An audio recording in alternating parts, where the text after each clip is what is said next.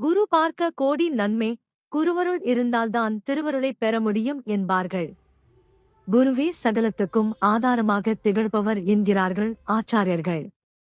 குருவின் பார்வை பட்டாலே சகலமும் நமக்கு கிடைத்தருளும் என்பது ஐதீகம்.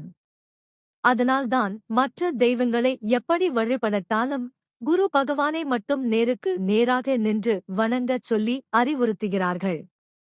தேவகுருவான பிரகஸ்பதி சிவ பெருமானின் பரிபூரண அருளைப் பெற்று கிரகங்களில் ஒருவராக இடம் படைத்தார்.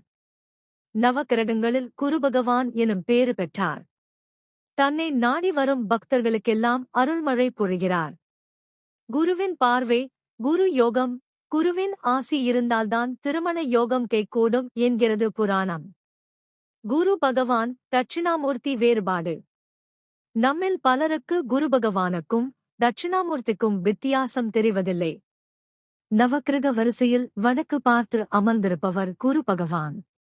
சிவ ஆலயத்தில் தெற்கு நோக்கி சின்முத்திரை காட்டி அமர்ந்திருப்பவர் தட்சிணாமூர்த்தி. இருவருமே ஞானத்தை அருளும் கடவுள் என்றாலும் வித்தியாசத்தினை உணர்ந்து அவரவருக்கு உரிய மந்திரம் சொல்லி வழிபட பரிபூரண அருள் கிட்டும்.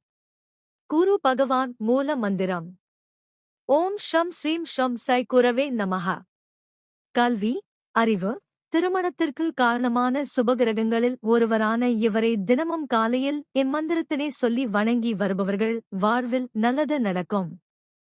தினமும் சொல்ல இயலாதவர்கள் வியாழக்கிழமைகளில் அதிகாலையில் எழுந்து குளித்து முடித்ததும் இம்மந்திரத்தை 108 முறை ஜபிப்பவர்களுக்கு பொன் ஆபரண சேர்க்கை, பொருள் சேர்க்கை உண்டாகும். நினைத்த காரியங்கள் அனைத்தும் நடக்க துவங்கும். Please like, share, comment, subscribe.